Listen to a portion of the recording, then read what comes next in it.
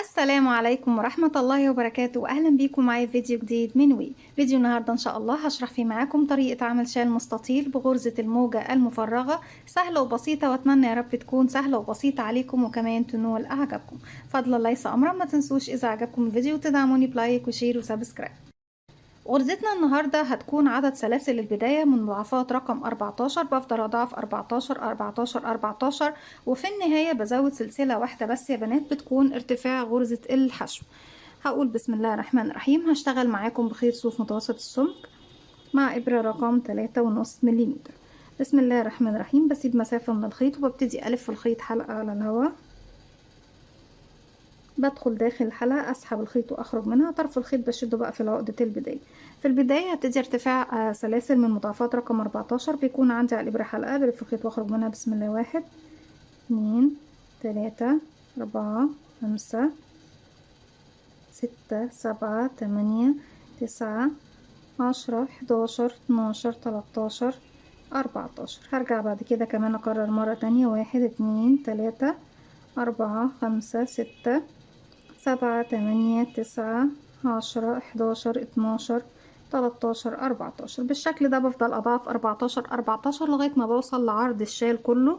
وبعد كده ببتدي ارتفع سلسلة ارتفاع غرزة الحشو، بسيبها وبروح اشتغل على الفراغ الاول. عندي غرزة حشو، وكل السطر الاول عندي بيكون بغرز الحشو. ازاي بشتغل غرزة الحشو؟ بيكون عندي على الابرة حلقة، بدخل الحلقة الخلفية الباك لوب من السلسلة، اسحب الخيط واخرج. معايا على الابرة حلقتين، بلف خيط واخرج منه، وبكرر لغاية نهاية السطر غرزة حشو فوق كل غرزة بتقابلني لغاية ما اوصل لنهاية السطر، وارجع لكم نبتدي السطر الجديد مع بعض. كده بكون خلصت سطر كامل بغرزة الحشو. والسطر اللي جاي بيعتمد على اطوال الغرز، يعني حشو، نصف عمود، عمود بلفة، عمود باتنين لفة، وهكذا. وارجع تاني اقلل العدد اللي هي طبعا ارتفاعات الغرز. ارتفاع سلسلة، ارتفاع غرزة الحشو، الف شغلي الناحية التانية. اول غرزة بدخل اشغل فوقيها غرزة حشو واحدة، وتاني غرزة كمان بدخل اشغل فوقيها غرزة حشو واحدة. بعد كده اخد سلسلة، هسيب تحت السلسلة فراغ واروح للفراغ اللي بعده اشتغل غرزة نصف عمود. بلف الخيط على الابرة وبدخل فراغي، هسحب الخيط وهخرج. معايا 3 حلقات، بلف خيط واخرج منها.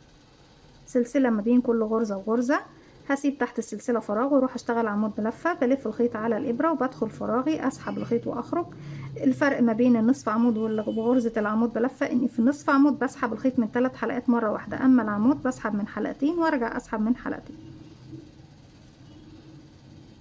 سلسلة مسافة، وبسيب تحت السلسلة فراغ والفراغ اللي بعده عمود باتنين لفة، يعني بلف الخيط على الابرة مرتين.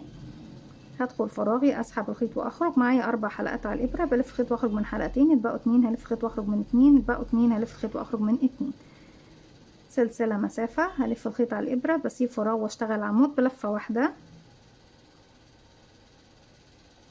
سلسله، ارجع تاني غرزه نصف عمود، بسيب فراغ واشتغل نصف عمود. سلسله، هسيب فراغ واشتغل 2 حشو، 1 2. برجع تاني اكرر اللي انا عملته يا بنات. هنا سلسلة، بسيب فراغ واشتغل نصف عمود، 3 حلقات الف خيط واخرج منهم. سلسلة، اسيب فراغ واشتغل عمود بلفة، 3 حلقات بسحب حلقتين وارجع اسحب حلقتين الباقيين. سلسلة، بلف الخيط على الابرة مرتين، بسيب فراغ وادخل، اسحب الخيط واخرج. معاكي 4 حلقات، بلف خيط واخرج من حلقتين، يتبقوا 3، الف خيط واخرج من 2، يتبقوا 2، الف خيط واخرج منهم. سلسلة، ارجع تاني اسيب فراغ واشتغل عمود بلفة واحدة. سلسلة، هسيب فراغ واروح اشتغل نصف عمود. سلسلة، هسيب فراغ واروح اخر 2 فراغ عندي بشتغل فيهم 2 حشو، 1 2.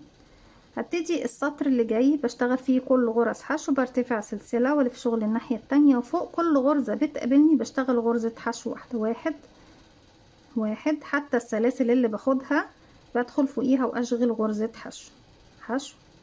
طبعا غرزة النصف عمود فوقيها حشو، فوق السلسلة هنا حشو، فوق العمود حشو، وهكذا السطر كله 1 سنجل كروشيه. فوق كل فراغ بيقابلني غرزة حشو، فوق كل فراغ يقابلني. في نهاية السطر اخر غرزة عندي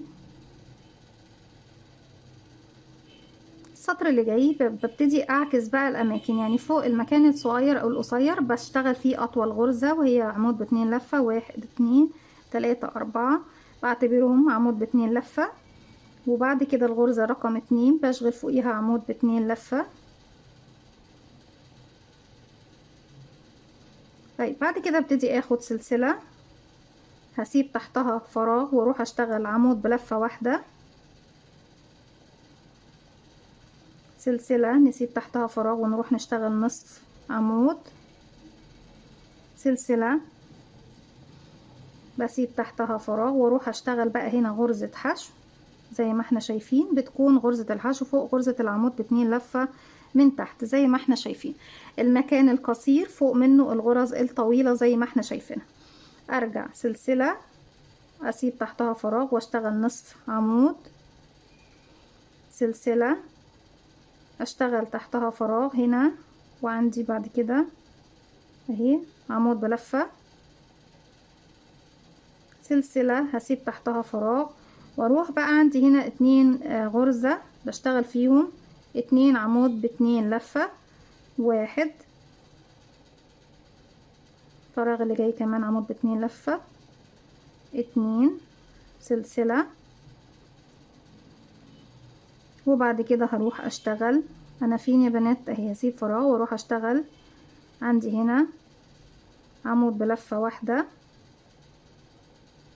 سلسلة، نصف عمود، سلسلة، وبشتغل حشو وارجع تاني سلسلة، نصف عمود، سلسلة، عمود بلفة، سلسلة، فين انا عندي هنا بسيب فراغ وبشتغل. عفوا يا بنات بس الكاميرا فصلت مني. زي ما اشتغلت في بداية السطر بسيب فراغ واروح اشتغل 2 عمود ب2 لفة في اخر فراغين موجودين عندي، بسيب فراغ واروح اشتغل عمود ب2 لفة،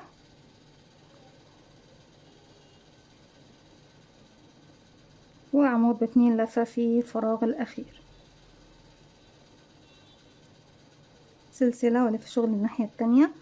وفوق كل غرزة بتقابلني بشغل غرزة حشو واحدة لغاية ما بوصل لنهاية السطر. اكمل غرزة حشو فوق كل غرزة حشو وارجع لكم تاني نكمل مع بعض. في نهاية السطر اخر غرزة حشو انا عندي هنا الحشو الاخيرة بكون في رابع سلسلة ارتفاع 1 2 3 رقم 4 بشغل فيها الحشو الاخير. هرجع تاني اكرر بقى السطر رقم 2 اللي هو بعد تأسيس غرزة الحشو برتفع سلسلة واشتغل اول فراغين فيهم 2 حشو 1 2 وارجع تاني بقى سلسلة اسيب فراغ واشتغل نصف عمود، سلسلة نسيب فراغ ونشتغل عمود بلفة واحدة، سلسلة اسيب فراغ وعمود بلفتين. هي خلاص خطواتي ببتدي اكررها لغاية ما بوصل لنهاية الشال.